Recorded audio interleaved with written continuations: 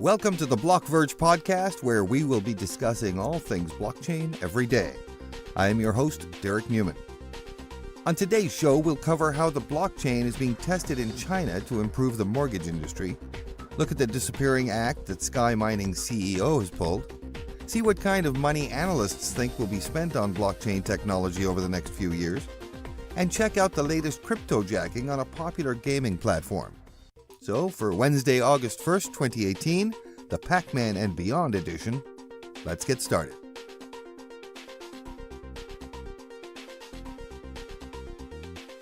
In a significant breakthrough to deepen the reform of mortgage loans, the Agricultural Bank of China revealed that it has issued a farmland loan worth $300,000 on the blockchain in a trial.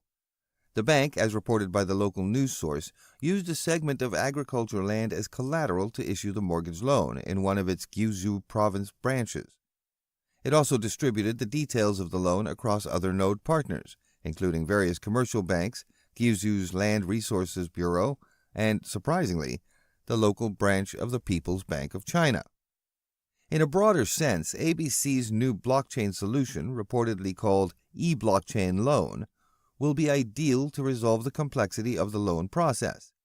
The bank recognized that the current loan approval process involves intermediaries at every step. Most institutional banks still take weeks or even months before approving a potential borrower. Disintermediation could save thousands of dollars for ABC and other involved parties by eliminating costs incurred from legal fees to underwriting costs. The bank stated that their e-blockchain loan system would also make it easier to streamline borrowers' data across banking systems. It will allow the lending institutions to verify their borrowers individually to check if they use the same portion of land to receive loans from different banks. Another benefit of sharing data across multiple node partners is tamper-proofing. As each server hosts a copy of the mortgage data, it would be difficult for hackers to find a single point of failure and organize an attack. As for the borrowers, especially for the farmers in China, e-blockchain loan system would offer quick and easy access to farmland mortgage loans. The farmers would be able to access the loaning facilities online while avoiding long queues at brick-and-mortar bank branches. ABC confirmed that it would expand its blockchain solution to other branches after testing the output of the initial test runs. Furthermore, the banking giant plans to incorporate other loanable assets, including real estate, soon. At the same time, the real challenge would lie in making technologically advanced systems like blockchain simpler to adopt and understand at the user's end. Hyperchain, a Hangzhou-based blockchain startup, is reported to have actively provided technical support to ABC's blockchain project. Since June, the company has been announcing a partnership with ABC on various fronts, including a consortium of blockchain systems that feature state-compliant smart contracts, nodes modification, and data restoration as crucial modules.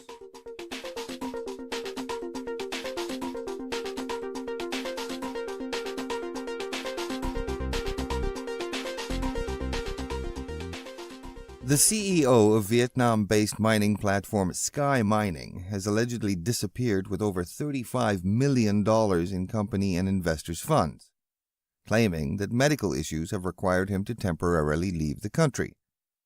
Vietnamese news media first reported the abrupt disappearance of Sky Mining CEO Le Minh Tam on Sunday.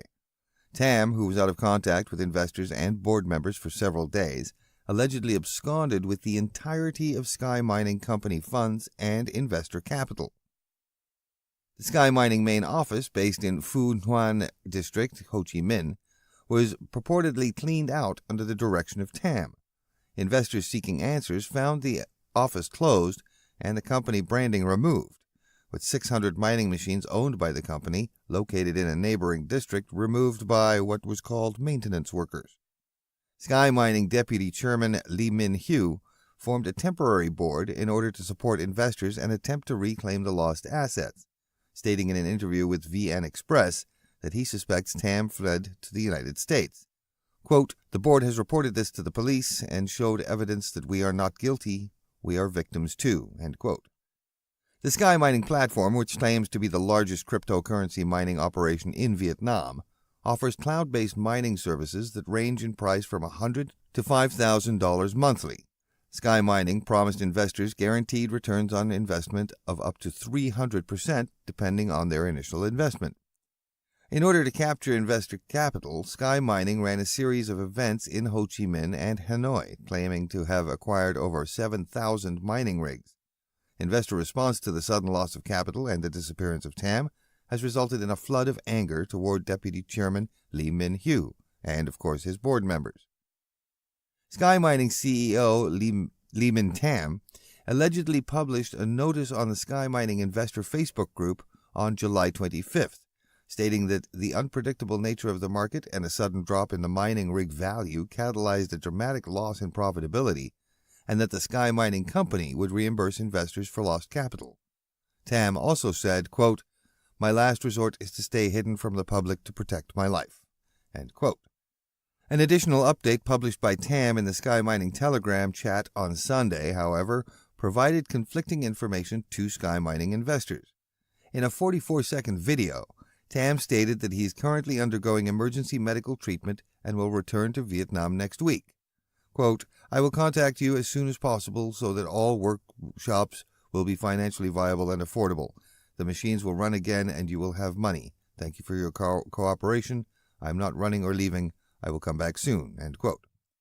The acting operator of Sky Mining operation in Ho Chi Minh, however, has not yet received any contact from Tam, stating, "I have watched the video uploaded by Mr. Tam, but I have not actually contacted him, and I have not contacted Deputy General Lee Min-hyu yet." Despite Tam's claims, it's unlikely that Sky Mining operation will continue to operate given the history of cryptocurrency scams in Ho Chi Minh. Investors lost over $650 million in the recent HCM-based Modern Tech ICO exit scam.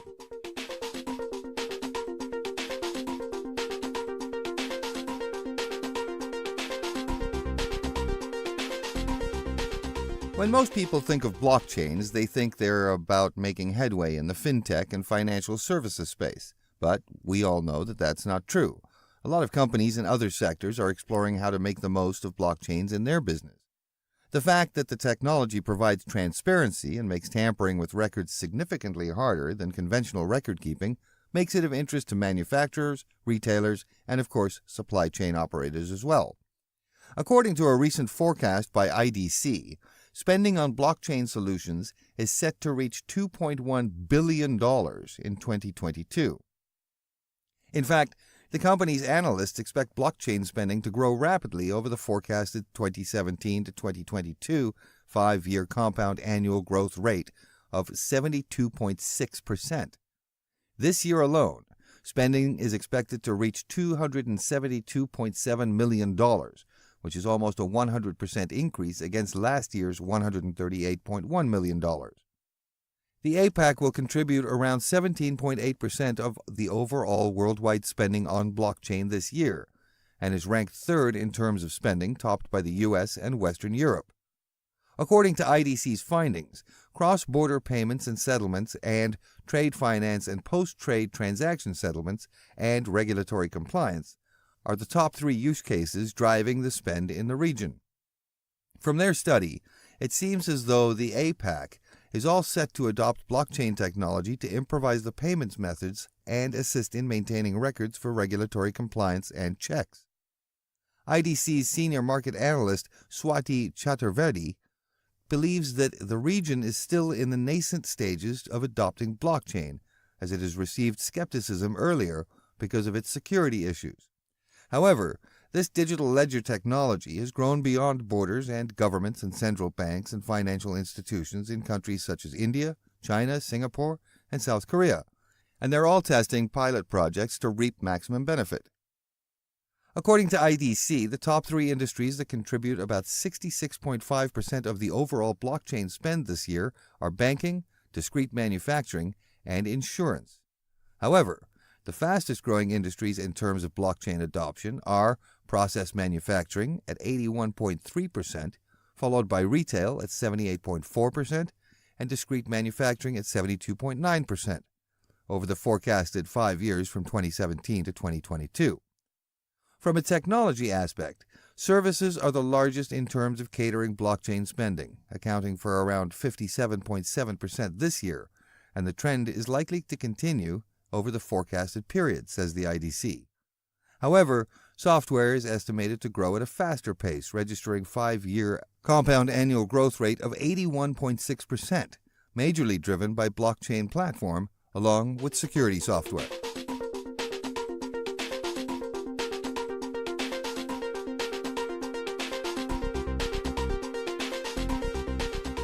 Valve Corporation, the company behind the gaming website Steam, suddenly pulled a game called Abstractism from its store. Customer complaints and the game's performance metrics point to another instance of cryptojacking. Abstractism has been marketed as a simple platformer where you control a bunch of pixels and try to carry it successfully to the other end of the level. In this case, you were managing a square in a black and white environment. All you had to do was make it jump from one wall to the other, entertaining and straightforward enough. It was a cheap game too, retailing at 99 cents, although there was a 51% special promotion ongoing until August 2nd, before the pull. Ocalo Union developed the game and published it jointly with Dead Team. While Steam banned both game publishers, Ocalo Union still has apps available on Google's Play Store. Makes you wonder if there's any hidden mining software contained in them.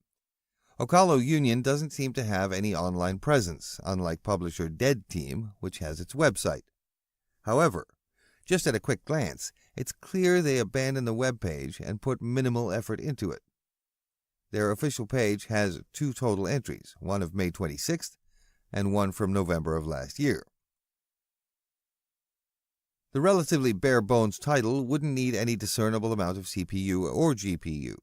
Polygon has reported the game asked its players to keep the game on as long as possible. Not sure why, given the nature of the game. Players first noticed something was wrong when the game started using enormous amounts of CPU and GPU. The first red flag we've all grown used to spot by now. One customer accused the developer of cryptojacking, to which the company replied with a joke and a half-baked explanation. Abstractism made a fatal mistake when it started selling game items that resembled rare artifacts in other games. A developer probably saw an opportunity to make quick extra money, beyond raking in Monero through its cryptojacking run.